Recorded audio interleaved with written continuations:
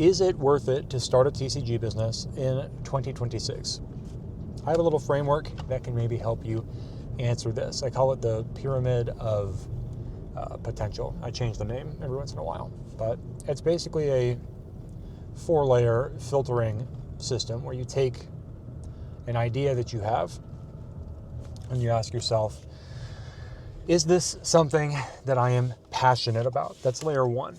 So in the case of trading cards, am I passionate about collecting trading cards, buying trading cards? Like, do you like the artifact itself? And do you like the industry around it? Do you like the culture? Do you have fun doing it? If the answer to that is yes, then you go on to the next layer. The next layer is prowess.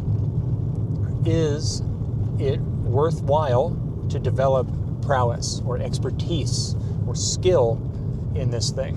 So that's where you have to ask yourself, is it going to be worthwhile, in your opinion, to spend time, money, and effort acquiring the knowledge and skills involved in building a trading card business, which means acquiring inventory, learning about the cards, learning about the games, learning about the IPs that fuel the cards, learning about the fans, and also learning the skills involved in the actual e-commerce or commerce process, learning about vending, about card shows, about different marketplace platforms, about how to ship and stuff like that. So you ask yourself, is it worthwhile to exchange time and money and energy to develop prowess in these areas? If you think that the answer is yes, then you move on to the next layer. The next layer is perception. Do other people perceive the results of this thing as valuable? So in the case of TCGs, is there a consumer willing to spend their money on, or time, either money or time or energy or whatever, on whatever it is that you are going to be bringing to the market? The answer for TCGs is yeah. Whatever business you want to build around it. If you want to build accessories, Rob from RNG Games, he has launched his binders and his acrylic cases and stuff like that. That's one way that you can serve the market. And if you just want to build a YouTube channel, that's one way you can serve the market and monetize that audience, and you can get sponsors and stuff like that. If you want to launch your own TCG, more and more people are getting into launching indie trading cards on Kickstarter and stuff like that, and some of them are pretty cool, and I'm actually planning to buy some just because it sounds neat. Might not make them a millionaire, but still, there's value there in the experience. They may determine that the experience is valuable. And then of course, there is a massive market of people buying trading cards. There's people who play the games, there's people who collect, there's other buyers and vendors, people who buy to hold, people who grade cards. So there are all sorts of ways that you can approach the market with something that a consumer will perceive as valuable. So that's passion, prowess, and perception. And then the last layer is persistence. Is your chosen avenue of engaging with this thing something that you can do for years without growing to hate it? And this is something that you got to do some research, get an idea of what is the work that is entailed. Can you justify making that trade of time and energy doing that work, not only for the short term, but for a long time, without burning out, without growing to hate it, without wanting to do something else?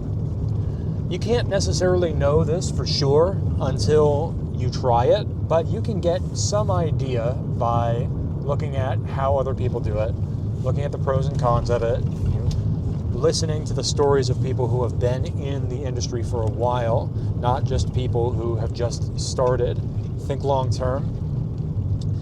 And so if you think that maybe you can handle doing whatever thing you are planning to do in the world of TCGs for, I'd say at a minimum, 3 years, I would say aim for 5 to 10 years before you start investing in building infrastructure and stuff like that for a business in the space. But if you think that the persistence layer is in place, then yeah, I would say go for it.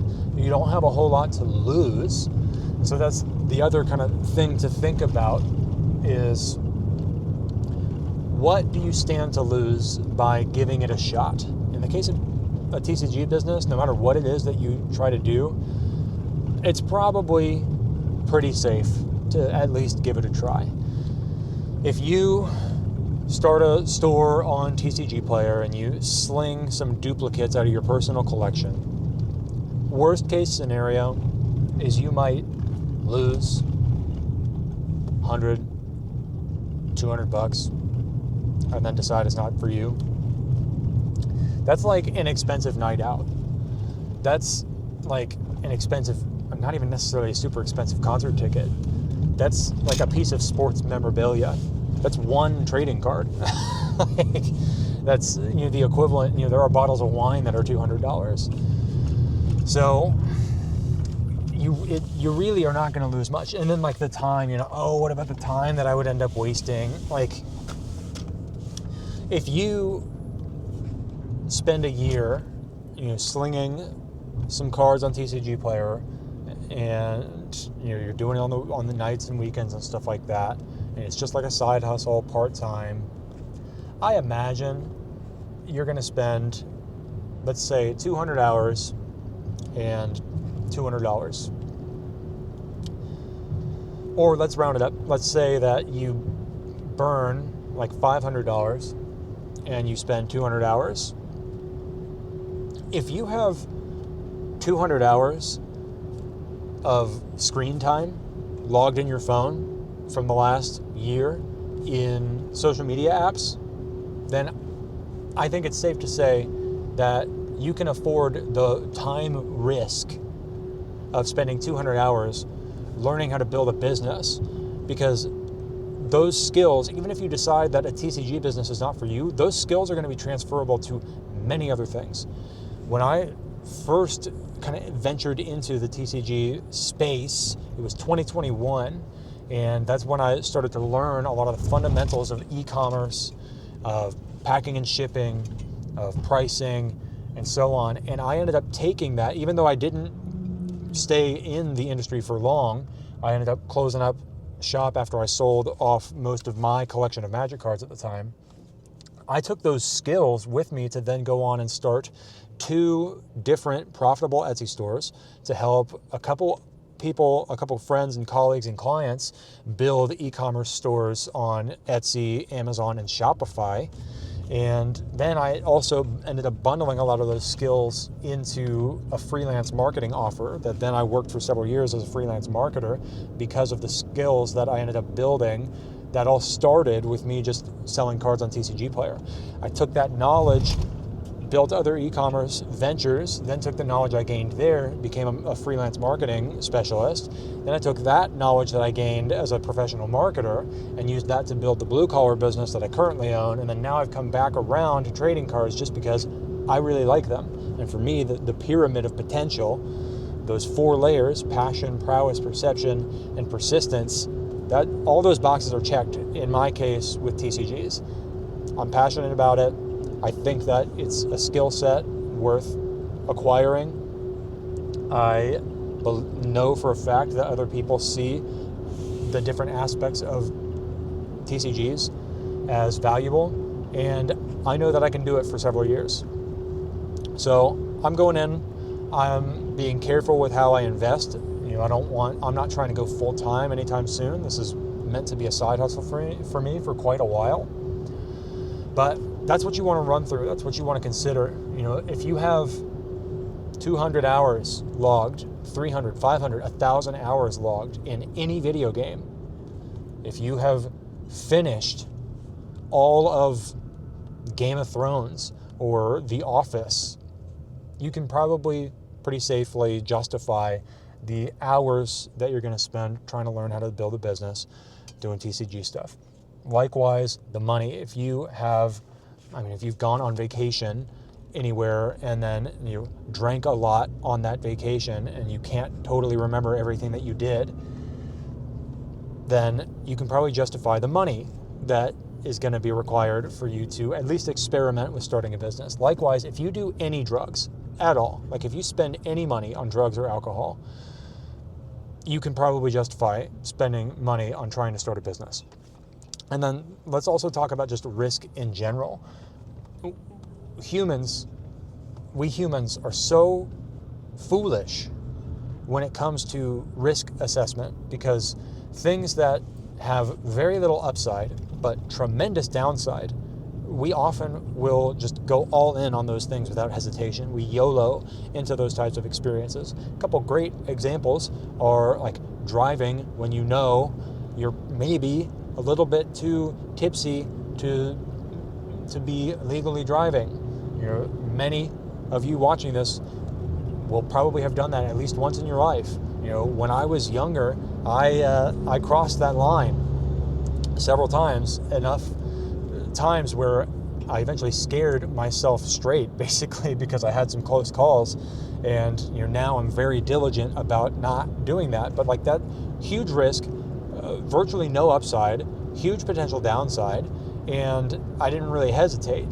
But the idea of like putting myself out there and starting a YouTube channel or starting a business, that scared me. I was like, oh, that's too risky. And then it's like, if I used to have unprotected sex with strangers, not a whole lot of upside, huge catastrophic potential downside, didn't really hesitate. In fact, I sunk a lot of time into that, and then doing any illegal drugs. Also, not a whole lot of upside, tremendous possibility of downside, just what you have to do to acquire them, and then breaking the law while you possess them and use them. Total foolishness. But we take those types of risks all the time. But starting a TCG business is too risky. You might waste your time. You might waste your money. We waste time and money almost every day on stupid stuff, on social media platforms, on junk food at the gas station. Pick your poison. We waste our time and our money almost every day. So why not waste a little bit of that time and money on something that is going to transform you as a person, that's going to equip you with knowledge and skills as an entrepreneur that you can carry into any endeavor and any other thing that you want to do for the rest of your life?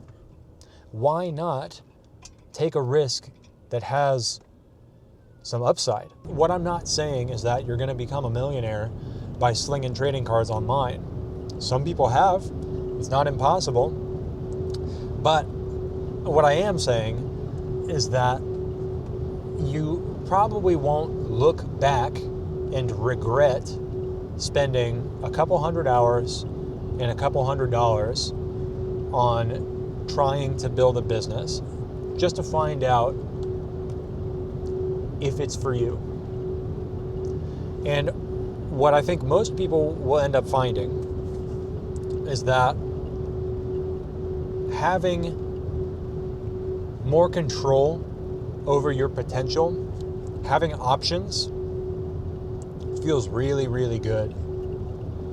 And I think most people, once you get a little bit of a taste of like genuine entrepreneurship, not just like flipping stuff that you get at retail price and then slinging it on TCGplayer, your 2 Fierce Fighters collections that you picked up from Sam's Club, flipping those on TCGplayer or Facebook Marketplace. I'm talking about building a business where you line up supply, you build a brand, and you build a reputation, and you make a couple $1,000s a year out of your free time. You basically transmute your free time that you otherwise would just waste, and instead do something that's kind of fun and kind of cool and make it profitable.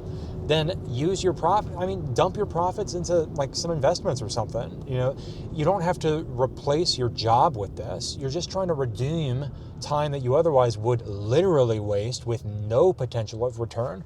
Plus, if you're busy running a trading card business, you're probably not going to be out blowing money at the bar or like on stupid gambling things, or concerts and stuff like that.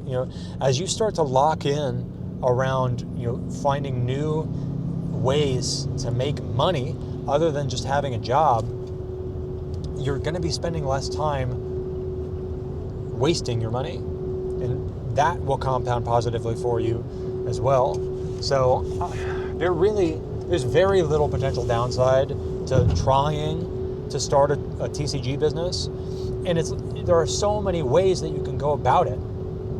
You can do a YouTube channel, you can sell stuff on TCGplayer. I don't need to go through all the options. There's so many ways. Just be creative.